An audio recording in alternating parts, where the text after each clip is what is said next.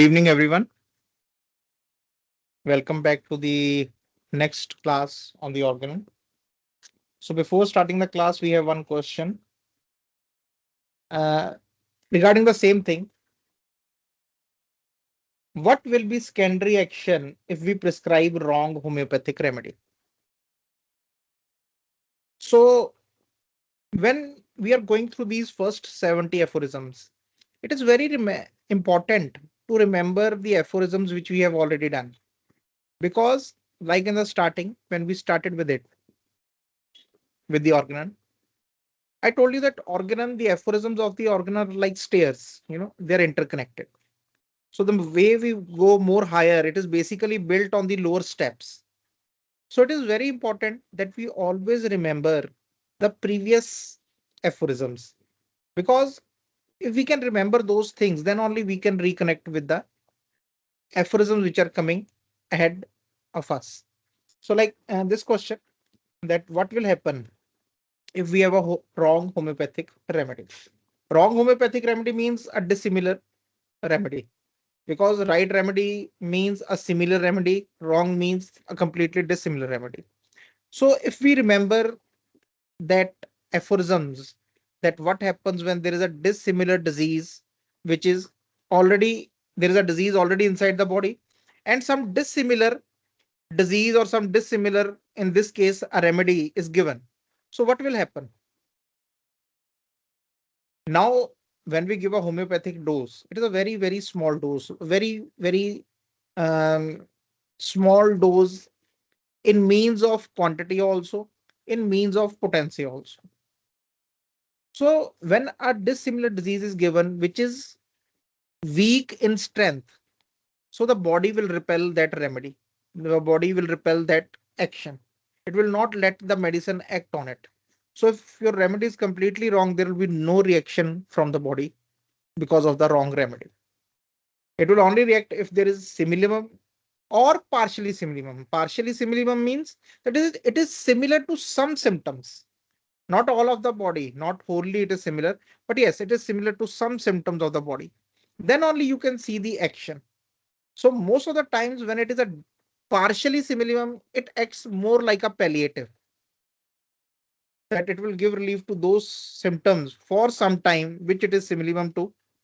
Once the action of the medicine is gone, the secondary action will come back, because our medicine was not able to give relief to the whole disease and the disease is still there. So those symptoms will come back. Even if they are episodic, like for example, if it is something which is seasonal, it will keep coming every season. Every season you are changing the remedy, because we are giving a partially simillimum remedy. We are not giving a proper simillimum remedy. So, but if the medicine is completely dissimilar, then it will be repelled off by the body. You will see no action.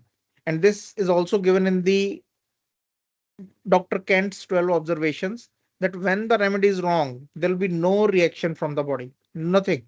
No reaction of the medicine on the body, because it is weak and it is repelled. It is a dissimilar disease. It is a weak force, dissimilar remedy, weak force, and it is repelled by the body.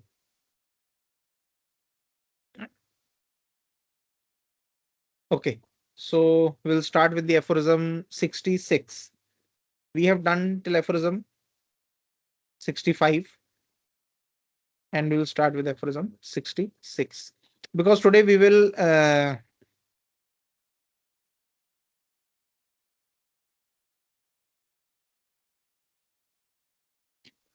complete this, the 70 aphorism, the theoretical part of the organon. So when we are doing the aphorisms, we have a week in between. Take out some 15 minutes, 20 minutes, just go through the aphorisms, because when I'm talking from my understanding of the aphorisms. When you will read it or go through it again, so you will have that development of your own understanding. You can relate it with the things which have happened in your observation. So then it becomes a very beautiful combination. So the more you go through these again, and we are not doing more than 4 or 5 aphorisms per week. So just 15-20 minutes, just go through those things, and it will become more, the idea of what is going on. You will start seeing those things in your practice, in your patients, that yes, this is the primary action, this is the secondary action. Why the medicine is not working? Because it is a dissimilar disease, very weak. So we have to find a proper simillimum. How our body, our vital force, the organism, they all react to these things, how the dynamic action is seen. And you will be very amazed to see the action of a materialistic remedy when it is given, like so, and the action of a dynamic remedy, the remedy when it is acting on a dynamic plane. They are completely different, completely different. And it is a very amazing experience when we observe that thing, because when the medicine is acting on a dynamic level, it gives relief to the patient wholly, completely, because there is no part of the body where the dynamism is not there. When you give the material dose, it will only give relief to that particular symptom, that particular part, that particular pain. The rest of the body will not feel good after that. It will not be a renewed thing, energized thing. And this will be a very common comment or very common statement which will be given by the patients once they have got, that simillimum, that antisoric remedy, that simillimum remedy. They will always come with the statement that, that it has changed my life. So we'll start with aphorism 66. So it is a continuation of that primary action, secondary action aphorisms. And obvious now, this aphorism, although we have discussed it last time, uh, not in detail, but in small part, when we were talking about the curative action when a homeopathic medicine is given. So we'll go through it again. An obvious antagonistic secondary action, however, is, as may readily be conceived, not to be noticed from the action of quite minute homeopathic doses of the deranging agents on the healthy body. So, because when you give a homeopathic means similar to the disease. So, when you are giving a force which is basically similar to the disease, the antagonistic secondary action will not be seen, like we have done in the case of that opium, in the case of purgatives, in the case of laxatives, because now those are the opposite actions to which the vital force gives the secondary action, antagonistic action. We are not giving the opposite action, we are giving the similar action, similar which is going on the body. Naxwamika, when given to a healthy patient, have a tendency to create constipation in the patient. So we give the Naxwamika to a patient who is already constipated. Although the other symptoms are also there, the patient is hypersensitive, he is chilly, irritable personality, we give him Naxwamika. So when the Naxwamika is going in the system, the primary action is to produce the constipation, not to relieve it. So it is just producing the same action as the body knows. So there is no opposite action. So the body has to deal with this thing in a curative manner, that it will just remove that action of the medicine on it. So that is why we say it will be in the coming aphorisms, it will be more clear in the aphorism 69, that basically our medicine is going and replacing the natural disease, the original disease. It is just replacing it, and it sits on its chair in the organism. And the the vital force acts upon the medicinal disease and removes it. Because the medicinal disease is itself small in strength, so the action of the medicinal disease also goes away. So this is how the disease is removed. A theoretical part which is experienced, which we have seen in the experience. Although you will also remember the aphorism somewhere behind, where Dr. Hahnemann has told this thing, that it is not of much big matter that the how the medicine acts and how the disease is removed. It is not much to think about. But still, he has given a theory, a philosophy about it, that how basically the medicine it acts.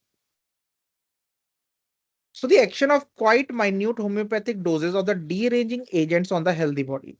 A small dose of every one of them certainly produces a primary action. So it is not that it does not produce a primary action. It produces a primary action. But what kind of action? It is not an antagonistic. It is a similar action. Action which is similar to the processes going on in the body. That is perceptible to a sufficiently attentive observer. It is a very common thing. The life, the commonly, if we see the life force, not the vital force, but general life force everywhere, it acts in an antagonistic way. How? There are few examples. A very common example, everyone talks about it, everyone thinks about it. The more a person tries to be happy, the more sad he becomes. Some from somewhere, some kind of stress will come, some kind of things will come which will make him anxious, which will make him sad. Although he was trying to be happy, he is doing everything to be happy. But the reaction of the life force is completely opposite. It is completely opposite. This is a common nature of the force, the life force, that if we are producing something against it, it will always repel back. A person who is trying very hard to earn money, earn money, earn money, from somewhere, some kind of bill will come, some kind of expenses will come, and he will be again back to the same point where he was. This mostly happens. A person who is trying to save the money, save the money, save the money, something will come up, some kind of emergency will come up, that the reserves or the saved money, it will be used. So the life is always acting antagonistically. It is a common thing. It is a very common phenomena which is seen. Maybe we don't give much importance to it. Maybe we don't see it consciously. We are not attentive. We are not aware about it. But it is always happening.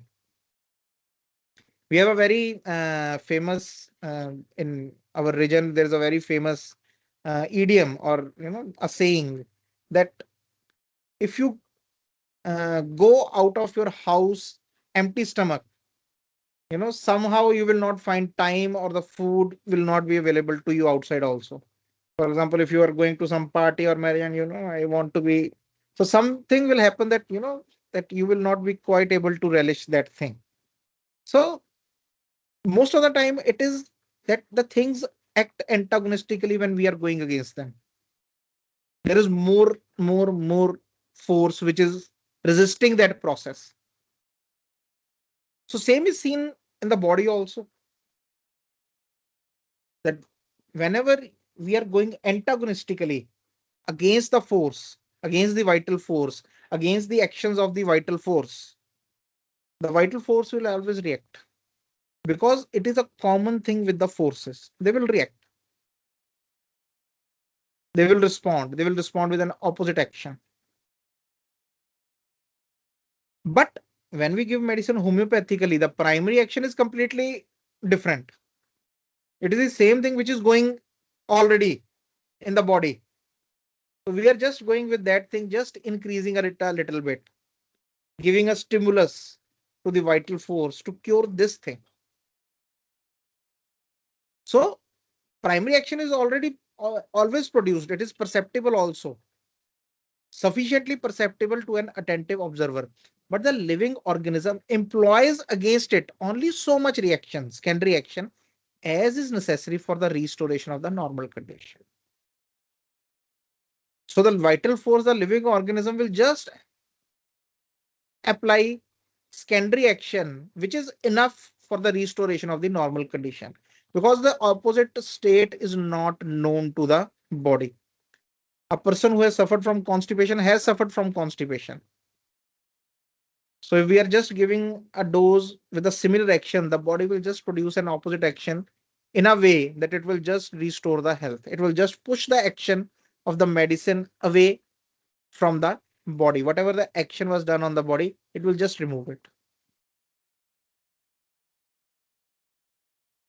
So these incontrovertible truths, which spontaneously offer themselves to our notice in nature and experience, explain to us the beneficial action that takes place under homeopathic treatment. Whilst, on the other hand, they demonstrate the perversity of the antipathic and palliative treatment of diseases with antagonistically acting medicines. So, Dr. Hanuman is saying that we have both the scenarios in front of us. The scenario where a patient is getting better with a medicine which was given homeopathically.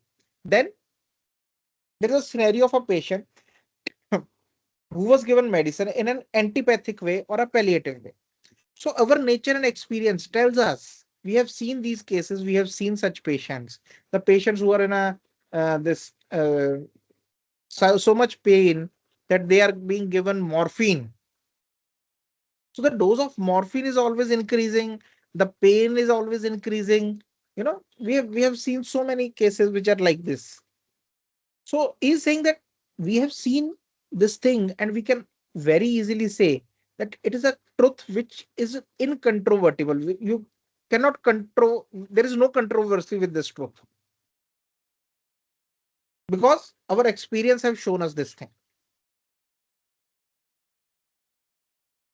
Only in the most urgent cases. Now, this is a very important footnote to this aphorism regarding the antipathic way. Only in the most urgent cases where danger to life and imminent death allow no time for the action of homeopathic remedy, not hours, sometimes not even quarter hours, and scarcely minutes. In sudden accidents occurring to previously healthy individuals. Now, this is a usual trend of the organon that Dr. Hahnemann will give you a principle to follow in homeopathy.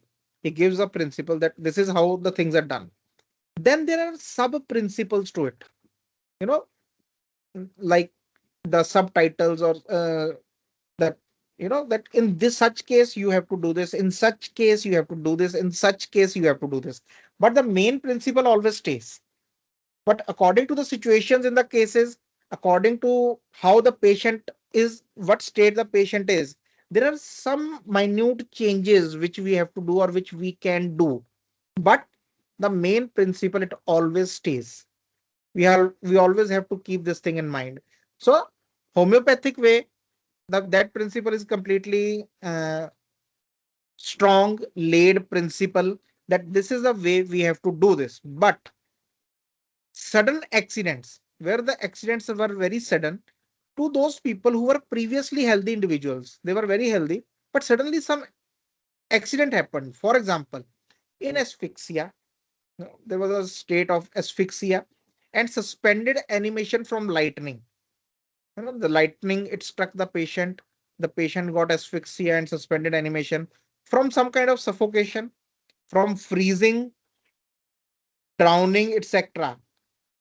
In these kind of accidents, it is admissible and judicious at all events as a preliminary measure to stimulate the irritability and sensibility of the physical life with a palliative, as for instance, with gentle electrical shocks, with clusters of strong coffee, with a stimulating odor, gradual application of heat, etc. Okay. So in such cases, like for example, patient was suffocated, so some stimulating odor, which is although antipathic, but it is stimulating. So we have to stimulate the physical life of the patient. If the body is not there, where will the vital force reside? So we have to save the body also first.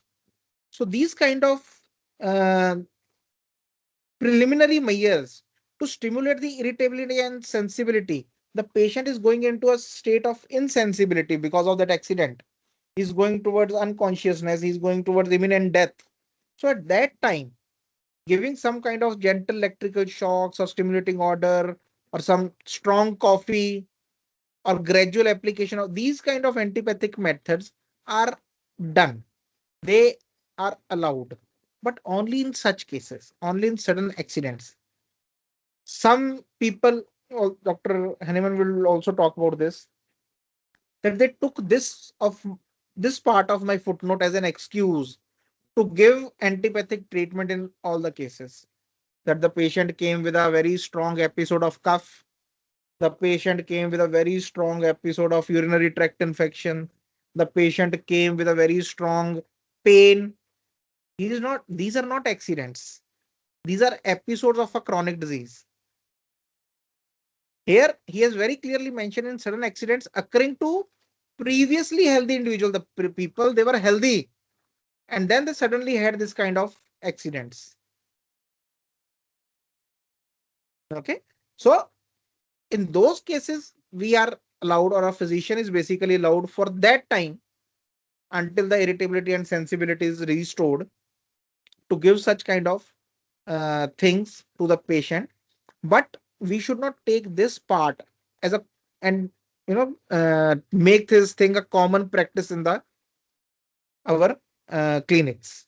When this stimulation is affected, the play of the vital organs again going on in its former healthy manner, for there is here no disease. So when this stimulation acts, the vital organs they start functioning again in a proper manner, because the patient was already healthy. So he just needed that kind of, you know, something to come back to the former healthy state. And yet the new sect that mixes the two. So even at the time of Dr. Henneman, these kind of practices they started. Many doctors they started practicing in these ways. So he has written that this there is a new sect, a new group of people that mixes the two systems appeal, thou and vain, to this observation. They take, he's saying that they take my observation, my aphorism, and they mix these two systems. And they tell people that it is written that it is a part of homeopathy. It is not a part of homeopathy. It is just a subsection which is given. Though in vain. Vain, why? Because it does not give cure. It is just again another way to give palliative treatment, in order that they may have an excuse for encountering everywhere such exceptions to the general rule in diseases, and to justify their convenient employment of allopathic palliatives. So they were just justifying, he's saying that they are just trying to justify their allopathic treatment, the palliative treatment, with my this footnote or aphorism, and of other injurious allopathic trash besides, solely for the sake of sparing themselves the trouble of seeking for the suitable homeopathic remedy for each case of disease. When we started with the Organon, Dr. Hahnemann, in his preface, he told us, he told the physician very clearly that homeopathy is a very laborious task. It will need passion. It will need hard work. If you can enter with that state into this profession, even before starting off the introduction, even before starting off any aphorism, he had this warning for us that finding a homeopathic remedy is a very, very, very laborious task. It will require the mental and physical strength of the physician himself. So he's saying that now, just that they don't want to trouble themselves with this kind of laborious task, so they conveniently give those medicines, give relief to the patient for some time, and they tell that we are homeopaths. They want to be homeopaths. I'm talking about the physicians at his time. There are many, because many things were written in his lesser writings also. Dr. Hahnemann's lesser writing, even in the introduction of the Organon, he was very upset about this thing, that they also want to call themselves homeopath, but they are still comfortable in doing this thing, rather than searching the truth behind the prescriptions, rather than what the experience is telling them. They are not understanding it, and keep on doing this thing with the name of a homeopathist. Trouble of being homeopathic physicians and yet wishing to appear as such. They want to appear as a homeopathic physician, but they don't want to bear the trouble of being homeopathic physician. But their performances are on a par with the system they pursue. they are nothing to boast of. So he's saying that, but the physicians who are giving the medicines like this, their performances or the results which they are giving, they are also like the system which they are pursuing, which is nothing to boast of. So just the continuation of the old.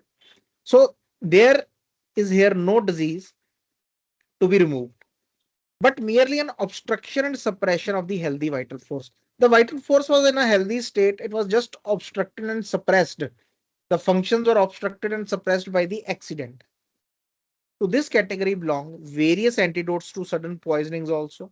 So if someone has some kind of poisoning, even then an antipathic treatment can, because it is again a an accident which is uh, taking the life away,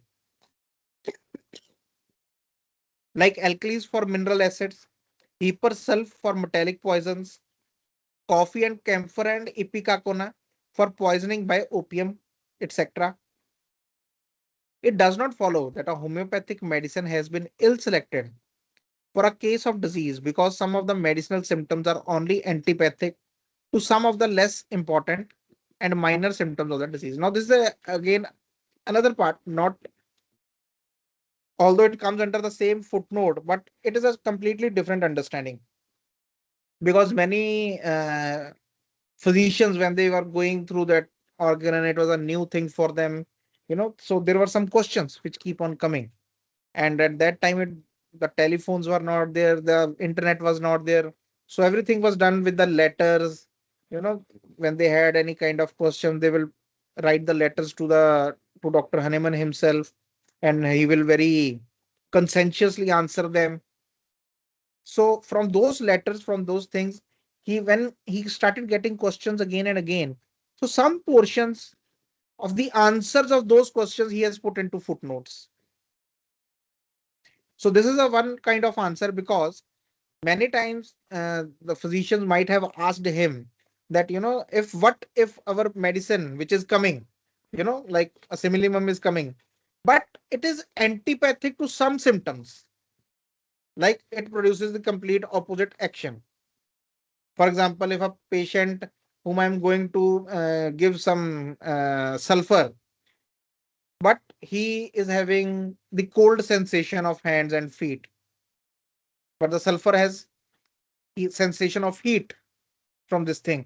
So my this thing will be antipathic.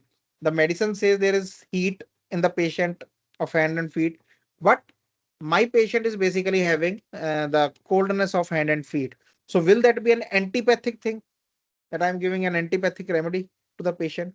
So to that thing, Dr. Hahnemann is answering, it does not follow that a homeopathic medicine has been ill selected for a case of disease because, so he's saying that do not think like this, that the homeopathic medicine is wrongly selected for a case of disease because some of the medicinal symptoms are only antipathic to some of the less important and minor symptom of the disease.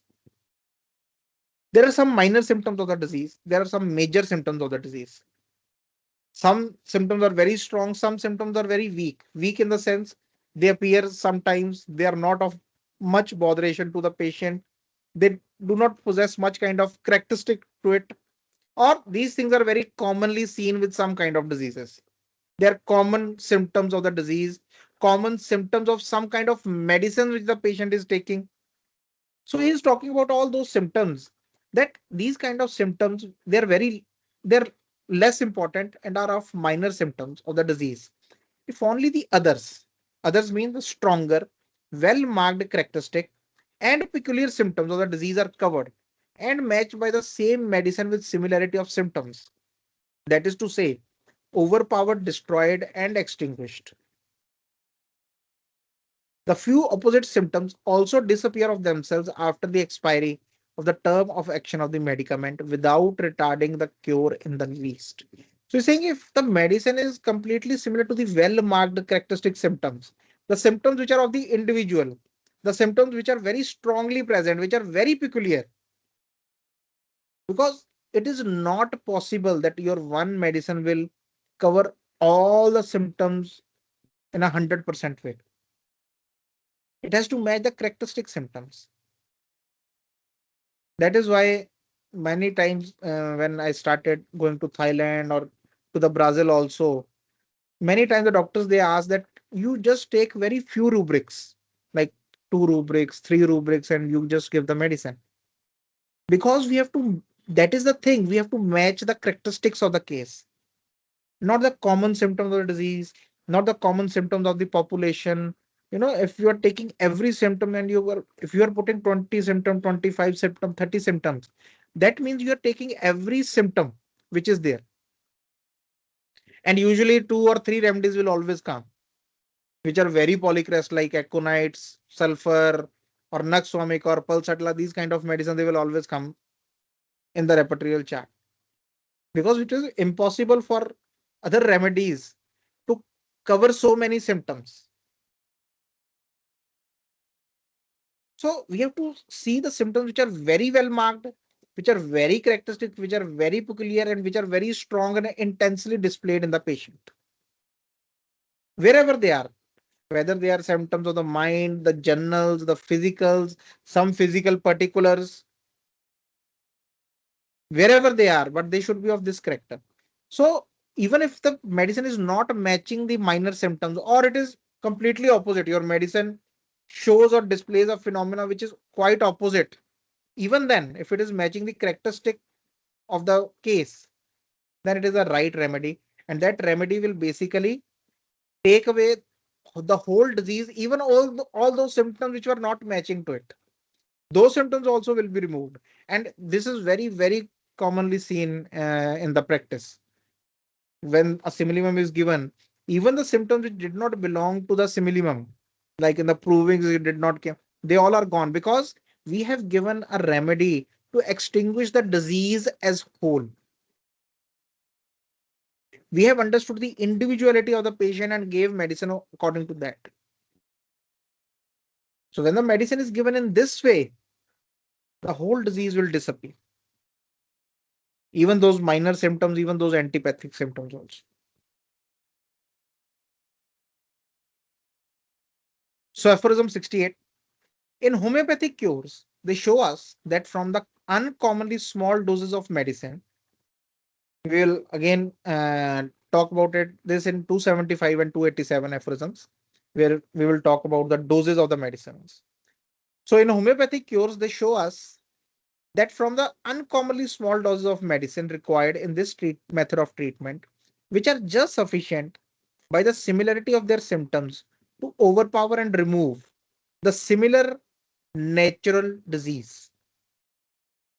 There certainly remains after the destruction of the latter at first a certain amount of medicinal disease alone in the organism, but on account of the extraordinary minuteness of the dose, it is so transient, so slight, and disappears so rapidly of its own accord that the vital force has no need to employ against this small artificial derangement of its health any more considerable reaction than will suffice to elevate its present state of health up to the healthy one.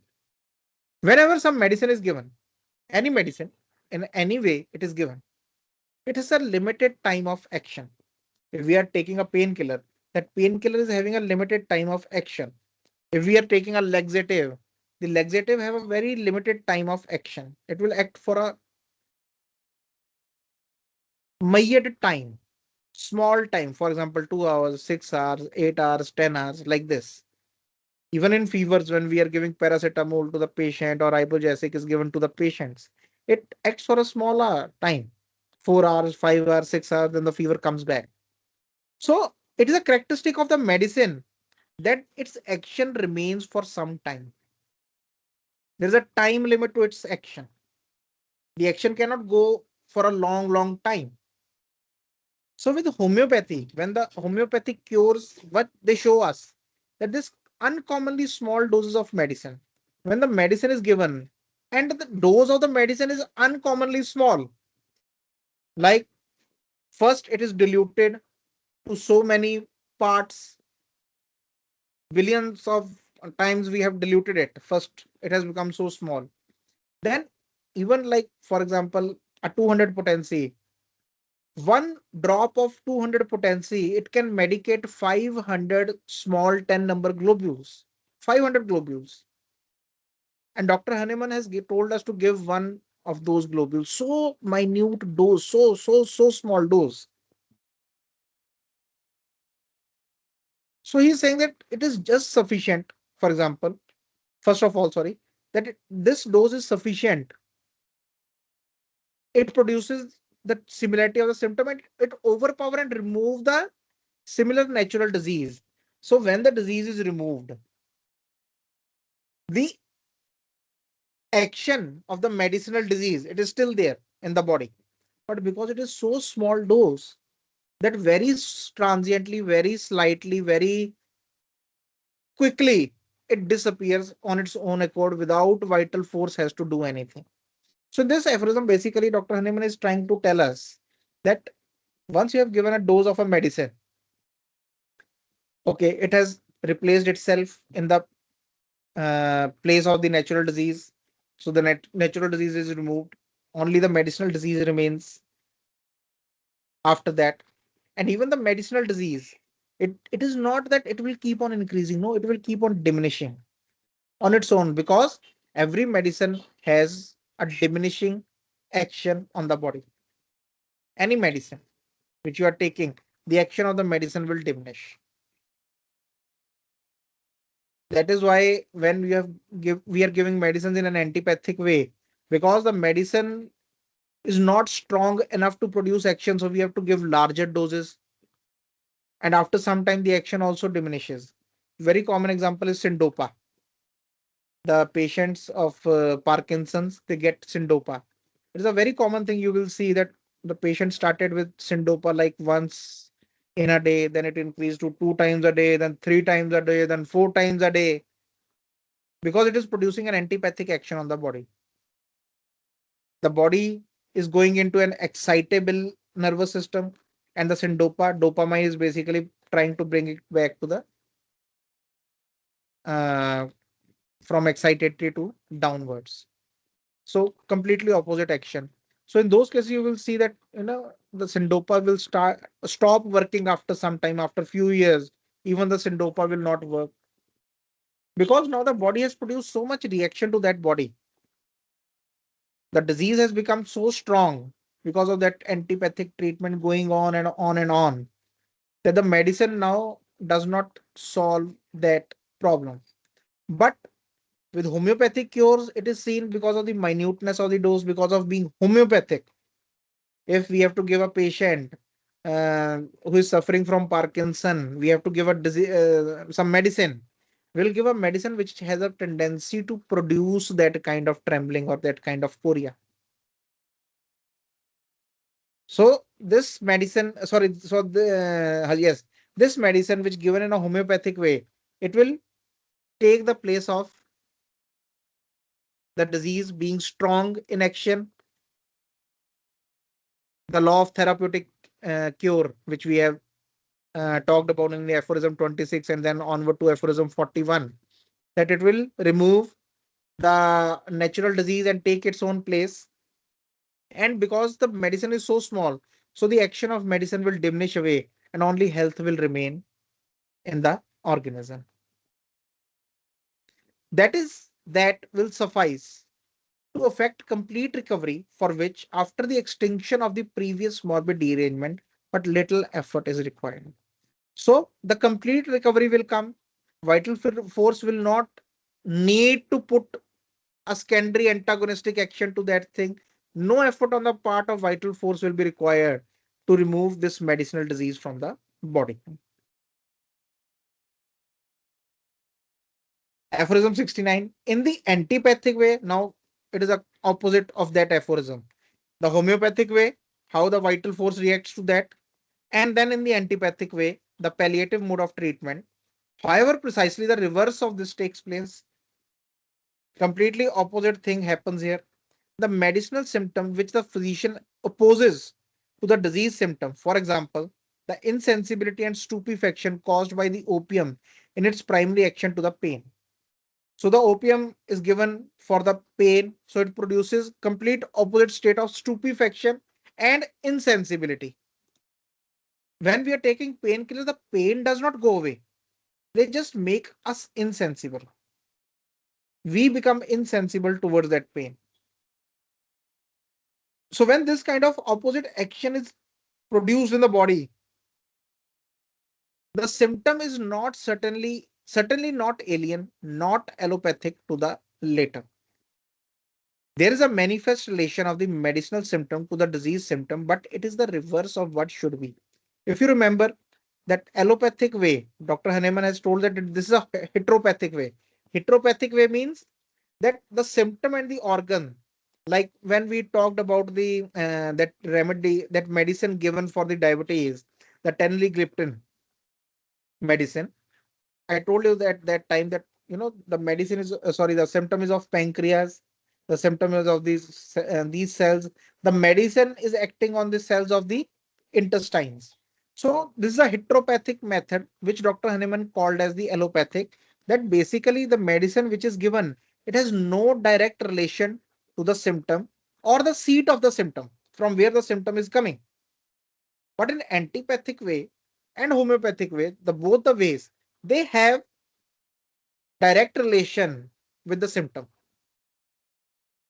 The only thing is that in antipathic way, when the medicine is given, it basically acts on that same seat or the same symptom in a reverse manner. So there is manifest relation of the medicinal symptom to the disease symptom. There's a relation in antipathic way also, but it is the reverse of what should be. It is complete reverse. For pain, when the opium is given, the primary action, it causes insensibility and stupefaction. It is acting on pain. It is acting on the pain which is being created there. It is here intended that the annihilation of the disease symptom shall be affected by an opposite medicinal symptom, which is impossible. So what is intended is that we are trying to remove the symptom by acting against it, by forcing it or forcing an effect which is complete opposite. And like I told you, that the common nature of the life force is basically that it is antagonistic. That is why most of us feel struggle. We always say that life is a struggle. Why? Because we are seeing the life in an antagonistic way. If we start seeing the life in a homeopathic way, then it will not be a struggle. But we are always seeing the life in an antagonistic way, and that is why it is impossible to get out of that struggle. Impossible. As it is impossible to cure the patient with an antipathic treatment when we are creating an action which is completely opposite of the action which is given by the vital force. So there will be always a struggle. Two opposite forces are clashing. It is a war. It is a fight. No side is going to win.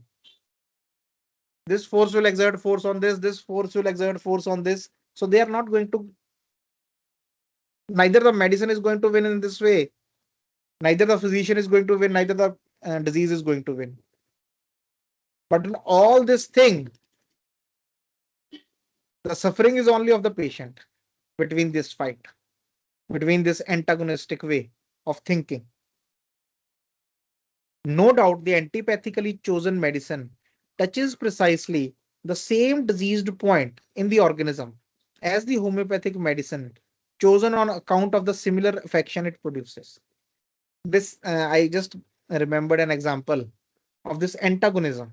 You know, there's a very beautiful saying, and many times, like in many philosophies, this question is asked very commonly, or it is brooded upon or thought upon very commonly, that a living person drowns in the water, dies by drowning in the water, but a dead person, it floats. It floats on the water. So person who was alive, he drowned or became dead by drowning in the water, but as soon as he became dead, he started floating. The alive man, he wanted to float, he wanted to swim, but he could not swim. He drowned. But as soon as he was dead, he started floating, he started swimming. So this is a very prime example to understand the antagonistic way, the way of antagonism, that when two forces are acting against each other, so it is never going to resolve the problem. It is never going to resolve it. So no doubt the antipathically chosen medicine touches precisely the same disease point. So Dr. Hanuman is saying that even antipathically chosen medicine, it is basically touching the same diseased point. It is acting on the same disease point in the organism as the homeopathic medicine chosen on the account of similar affection it produces. But the former covers the opposite symptom of the disease only as an opposite and makes it unobservable for a short time only. So for the patient and for the physician, the symptom it becomes unobservable for the short time, but it is always there. So that in the first period of the action of antagonistic palliative, the vital force perceives nothing disagreeable from either of the two, neither from the disease symptom, nor from the medicinal symptom. So whenever a palliative is given, so vital force does not feel anything disagreeable. It does not perceive anything agreeable for some time, neither from the medicinal symptom, neither from the disease symptom, as they seem both to have mutually removed and dynamically neutralized one another, as it were. So that is why it seems to us, that okay, now the pain is gone, now the bowel movement is okay, now the sleep is okay.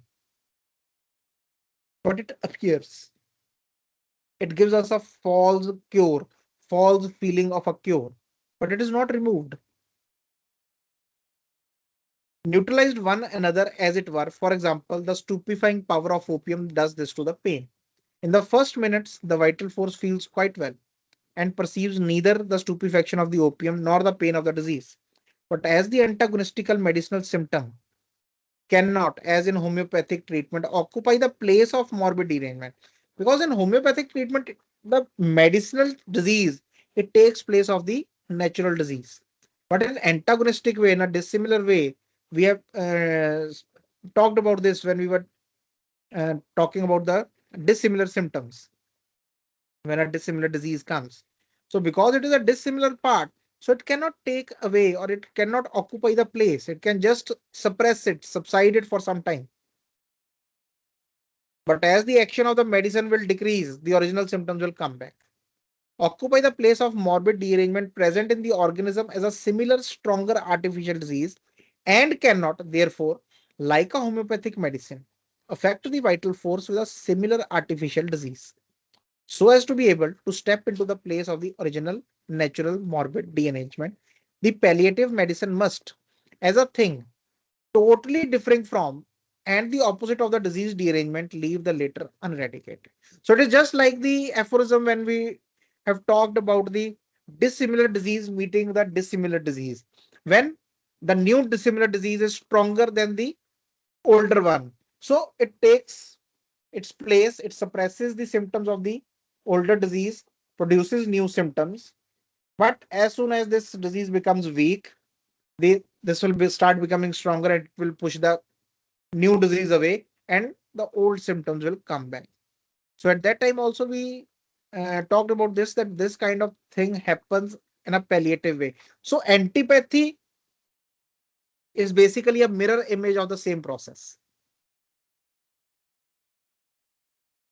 Homeopathy is completely opposite to it.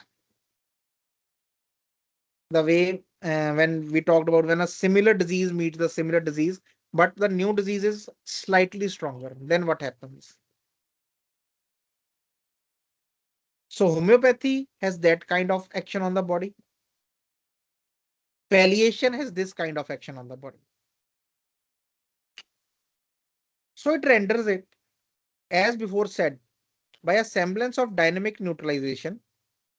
So there is a semblance, resemblance of neutralization, resemblance that, okay, now it is okay. It is the same thing when you give, when we are giving antacid. The word is antacid, anti-acid for the acidity of the stomach. So it is a completely palliative thing, completely opposite. Once a person had some acidity or some heartburn or some indigestion, he takes the antacid. There is a semblance of neutralization. There is an alkali in the antacid. It, you know, relieves the acidic part, gives a neutralization. But we are not understanding this thing, that disease is continuously being poured inside the body. There's a constant influx. And this medicine, or the medicine given in this way, it does not cut off the influx. We have to give the medicine which can cut off the influx. And it cannot be cut off until and unless the medicine acts in a homeopathic way. So there is a semblance, a resemblance. Okay, the acidity is gone. Now the digestion is good. But next time, the next day when he will have, it will be a much bad attack than the previous one. At first unfelt by the vital force, but like every medicinal disease, it is soon spontaneously extinguished. So any action of the medicine which is there on the body with any medicine, it is going to extinguish.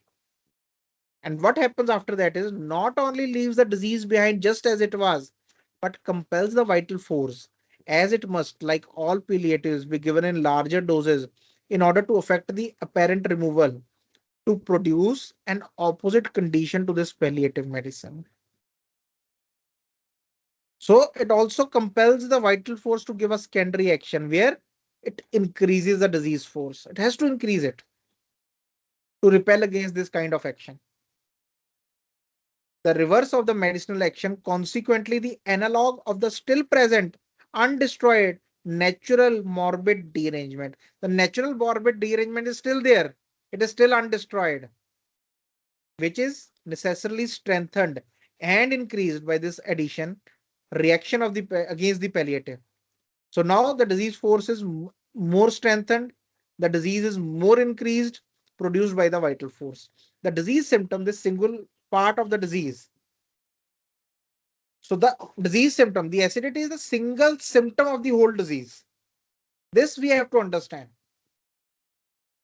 Many times patients also come, doctor, I just have one problem, this acidity.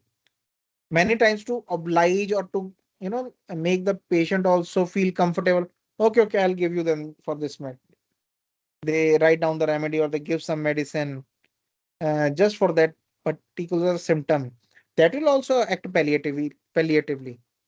Homeopathy does not mean homeopathic medicines. It does not mean only homeopathic medicine. But no, I am doing homeopathy because I'm giving homeopathic medicines. No, this is a way, a principled way how to give homeopathic medicine is homeopathic.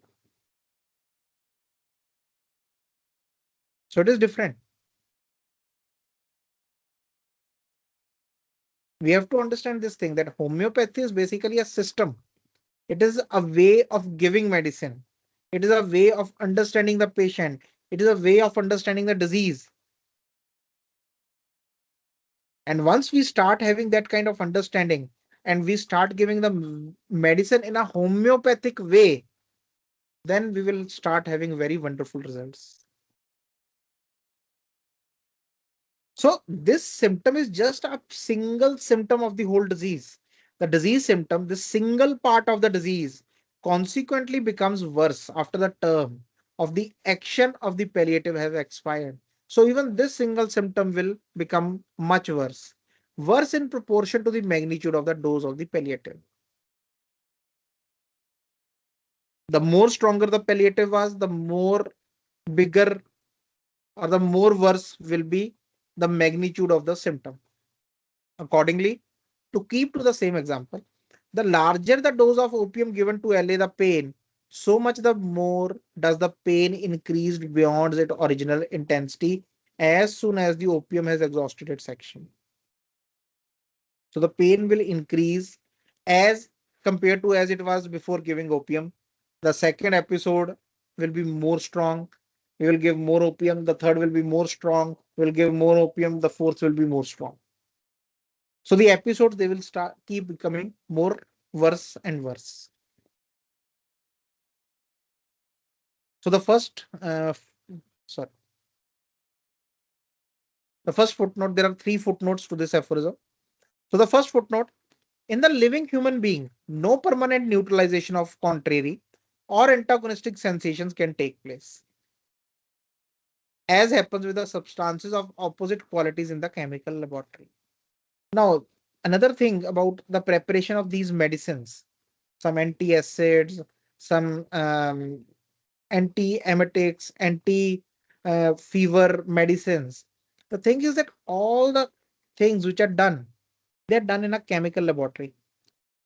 They took the gastric juice, they applied some chemicals on it, which basically neutralizes it. Okay, this has neutralized this acid. Okay, it is completely neutralized. So let's make the medicine out of this chemical.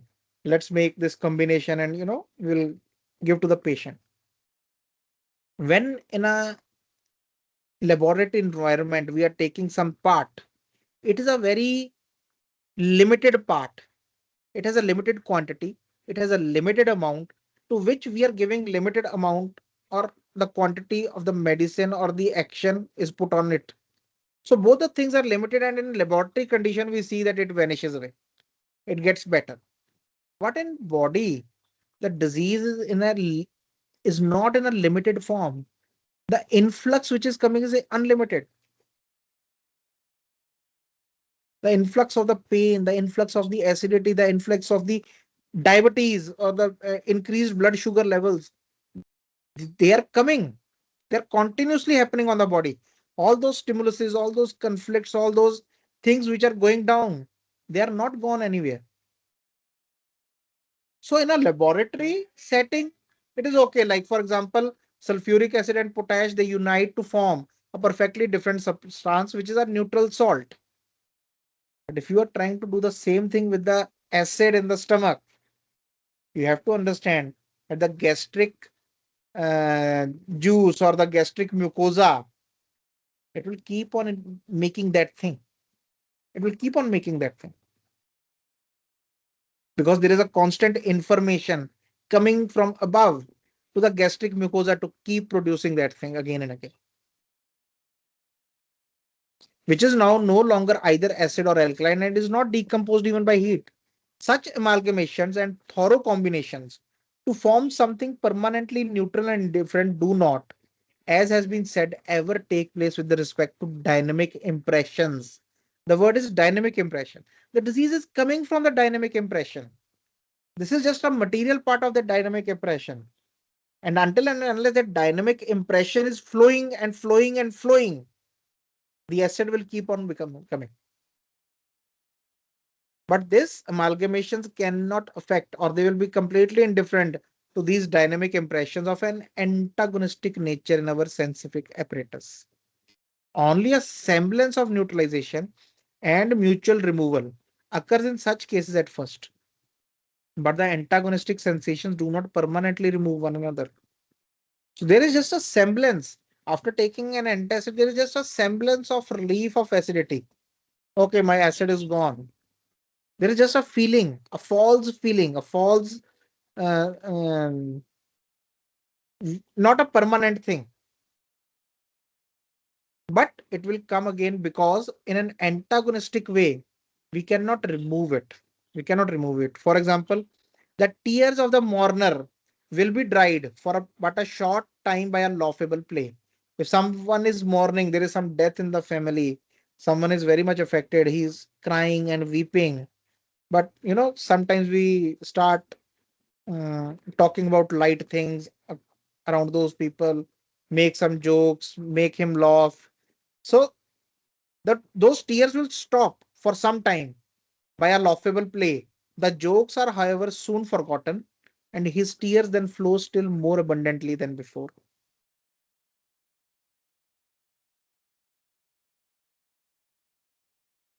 Many times when we are in the life, we are going on in our day-to-day life, there is a stress, you know, creeping up inside, and you are not feeling well, you are mentally exhausted, physically exhausted. Then a thought comes, let's go for outing, let's go for a vacation. We go for the vacation, We feel good, we feel energetic there, we feel the sleep is good, the appetite is good, the symptoms are gone, which the body was feeling, the pains and everything. You are a completely new person at that place. So after 3 days, 4 days, 1 week, it is time to come back. And as soon as you go back, all those things will again start. Because we are giving an antipathic, this is also an antipathic treatment. It will only happen for some time. We are giving an antagonistic state. We were in a stressed state. The body was in a stressed state, in a stressed environment. So we took the body and put it in a environment which is antagonistic to it. Very stress free and all this thing and everything. So the time the body comes back to the same environment, it is again in the same state. So even going on a vacation because of this thing, to relax and this thing, it again acts in an antagonistic way. But because I'm saying this, that does not mean, stop going to vacations. But we have to understand this thing because we have to be aware about these things. We have to be conscious about this thing. There are so many examples around us. There are so many experiences around us. We have to be aware for them. Second footnote to the aphorism 69. Plain as this proposition is, it has been misunderstood, and in opposition to it, some have arrested that the palliative in its secondary action, which would then be similar to the disease present, must be capable of curing just as well as a homeopathic medicine does by its primary action. So many people, again, the letters would keep coming. So that some asserted that even if we give a palliative and secondary action is similar to the disease present, so that should cure the disease. When a palliative, for example, opium is given for the pain, and then the pain increases afterwards. So they are saying that because there is this action of the pain increasing, so it is a similar action. But they don't understand. They did not reflect that the secondary action is not a product of the medicine. This is what we have to understand. That the secondary action is basically product of the vital force. It is not of the medicine. That is why it is called as secondary. It is not primary. Primary action is of the medicine. Any medicine given in the body, it will create a primary action. Now, what kind of secondary action will come? It depends upon what kind of primary action is given, whether the primary action is given in an antagonistic way or in a homeopathic way. On that will depend what kind of secondary action will come. So many people got confused with this thing, the primary action and secondary action thing, that they thought that the secondary action is also of the medicine. But no, he's just clarifying this thing again, that the secondary action is not a product of medicine, but invariably of the antagonistically acting vital force of the organism. So that therefore, this secondary action resulting from the vital force on the employment of a palliative is a state similar to the symptoms of the disease which the palliative left uneradicated. So whatever is coming in a secondary action is basically the symptom of the disease which the palliative was not able to eradicate or not able to cure. They are the same symptoms of which the reaction force of the vital, sorry, which the reaction of the vital force against the palliative consequently increased still more. So it creates a more greater defense by increasing the symptoms against those kind of palliative or those kind of primary actions.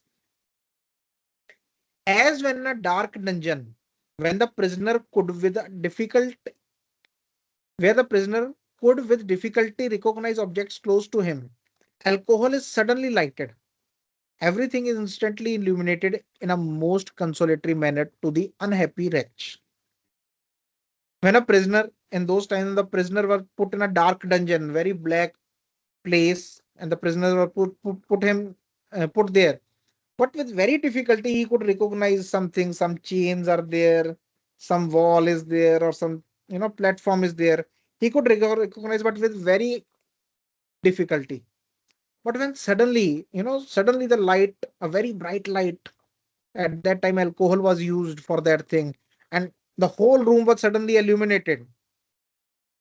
That person can see everything in a very clear manner. But when it is extinguished, but when that bright light is suddenly extinguished, the brighter the flame was previously, the blacker is the night which now envelops him. And this is also very commonly seen that in our rooms, in the night when you switch off the light, suddenly everything becomes so dark. And slowly and slowly and slowly, the darkness keeps decreasing and decreasing and decreasing. The more brighter the light, but if you have a very dull light in the room, very dull light, and you switch it off, it will not be that black. It will not be that black. Even these lights are basically producing an antipathic, thing on our this. That basically shows how the body reacts. Suddenly, from a very bright sunlight, you go into a dark room. It will appear very dark. You will not be able to see. Even if small dim light is there, for you it will appear very dark. Very common example is where from a very bright sunlight, you suddenly go into a theater or a cinema hall. It appears very dark to us. We are not able to find our way. But slowly and slowly and slowly, we can make out where the stairs are, where the seats are, and everything. So the brighter the flame was previously, the blacker is the night which now envelops him and renders everything about him much more difficult to be seen than before. So earlier he could see with difficulty, recognize the things with difficulty, but now it becomes more and more difficult. So all these examples are given as an illustration because these things happen in our day-to-day life. So that from there we can get an experience and understanding that these things, these actions, this primary action, secondary action, primary action, secondary action, this is always going on, always going on. So we just have to be aware of these things. Even in the patient, these things are going on. We just have to start becoming aware of these things. After our medicine, when we give the medicine, what kind of the reaction is being produced? So aphorism 70. It is like a recap, recap of all the 69 aphorisms, what we have done till now. From what has been adduced, we cannot fail to draw the following inferences. So he is saying that all the things which we have talked about, the experience which we have shared, the things which he has told, this is more like an inference, a brief of all the things. That everything of a really morbid character and which ought to be cured, that the physician can discover in diseases, consists solely of the sufferings of the patient and the sensible alterations in his health. In a word, solely of the totality of the symptoms, by means of which the disease demands the medicine requisite for its relief. So he's saying that whatever is diseased, whatever is morbid in an organism, the physician can discover that part from the totality of the symptoms, from what kind of suffering the patient is telling or he is going through, what are the alterations in his sensible being. Those all things, those all symptoms basically tell us that what kind of morbidity or what kind of disease is there and what kind of medicine is required. Whilst on the other hand, every internal cause attributed to it, every occult quality or imaginary material morphic principle is nothing but an idle dream.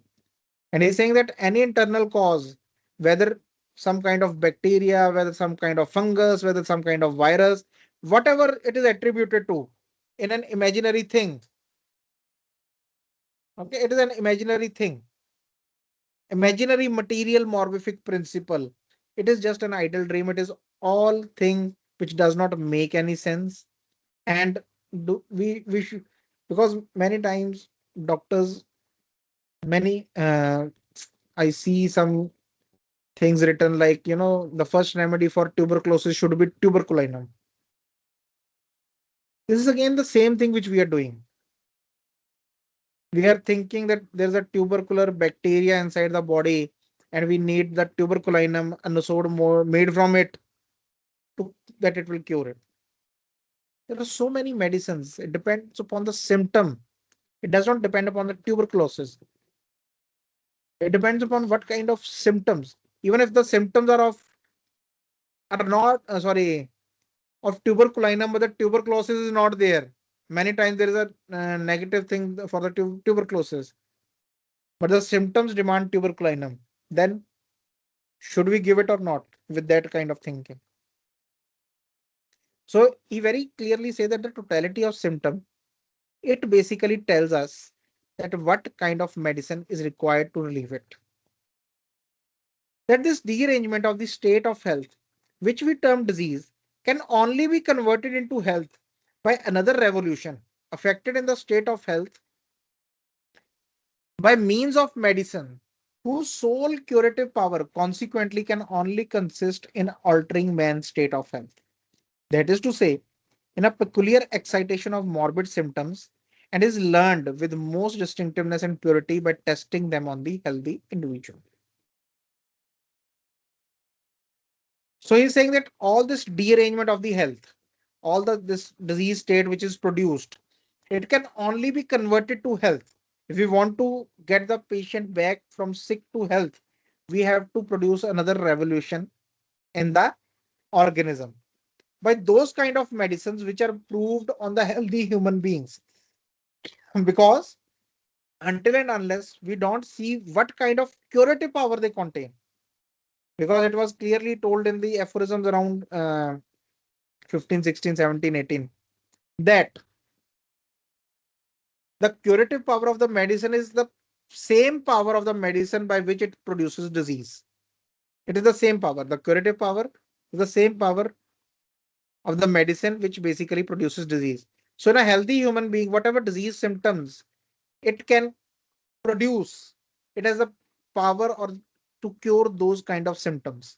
Because in the unhealthy being, in the sick being, we need a remedy which is homeopathic. So we need a remedy which can basically produce the same kind of symptoms. So we can only, in this part, Dr. Haniman is saying that we can only know about the purity of this soul curative power by testing them on the healthy bodies or the healthy living human beings. That according to all experience, a natural disease can never be cured by medicines that possess the power of producing in the healthy individual an alien morbid state, dissimilar morbid symptoms, differing from that of the disease to be cured. Never, therefore, by an allopathic mode of treatment. And that even in nature, no cure ever takes place in which an inherent disease is removed, annihilated, and cured by the addition of another disease dissimilar to it, be the new one ever so strong. So he's saying that according to all the experience, any disease, it can never be cured by those medicines which produce a dissimilar state, which have the power. For example, if you want to treat constipation, you cannot give a remedy which produces the state of diarrhea. It can it cannot give a permanent cure. It can give relief for some time in an antipathic way, but it cannot cure the disease. So therefore, by any of that state, some medicine which is producing heteropathic state or an opposite antagonistic state, it can never basically cure or permanently remove or annihilate the disease, because that thing is not possible in nature. That moreover, all experience proves that by means of medicines which have a tendency to produce in the healthy individual an artificial morbid symptom antagonistic to the single symptom of the disease sought to be cured, the cure of a long-standing affection will never be affected. Again, the same thing, that any medicine which produces the antagonistic symptom, okay, or which tries to cure antagonistically, the cure cannot happen for a long standing. But merely a very transient alleviation will happen, very transient amelioration for a very small time will happen, which will be followed by its aggravation. And that, in a word, This antipathic and merely palliative treatment in long-standing diseases of a serious character is absolutely inefficacious. So in long-standing diseases, in chronic diseases, this kind of antipathic treatment, it is completely inefficacious. That, however, the third and only other possible mode of treatment, the homeopathic, in which there is employed for the totality of symptoms of a natural disease, a medicine capable of producing the most similar symptoms possible in the healthy individual given in suitable dose, is the only efficacious remedial method whereby diseases which are pure dynamic dearranging irritations of the vital force are overpowered and being thus easily, perfectly, and permanently extinguished. So he says that there are three methods: allopathic, antipathic, and homeopathic. So the first two methods, because of producing a dissimilar state of the disease or by being antagonistic to the disease symptoms, they cannot basically extinguish the disease from the organism. The vital force can never be free of the disease permanently. It might give relief for some time, but permanently it cannot remove the disease. So only the third method is left, the homeopathic method, by which the medicine can be completely removed, because in this, when the we have talked about all this thing, that when the medicine is acting in a homeopathic way, it basically removes a natural disease and frees the vital force from this natural disease. And when the vital force is free from the natural disease, only the health remains, because health is a normal tendency of vital force. Becoming healthy is a normal tendency of vital force. We get injured somewhere, we get some kind of cut, the body heals it, because it is a natural tendency of the body to heal, to be healthy. So when the disease is removed, only the health remains back, must necessarily cease to exist. And for this mode of procedure, we have the example of unfettered nature herself.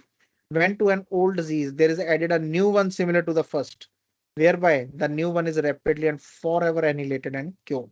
So he's again talking about those examples where after the coming of smallpox or some chicken pox or something, cow pox, the old diseases, they disappeared for from the body completely and permanently. Some symptoms, they were removed. Okay. So he's saying that nature is basically telling us in its own way, by giving us examples, that this is the way to cure. That a permanent cure or a symptom can only be permanently removed when some kind of artificial or new similar disease is basically given to the old disease. So with that, we have completed our 70 aphorisms of the Organon, the philosophical part, the theoretical part. So from next week, we will start with the practical part. There are some parts.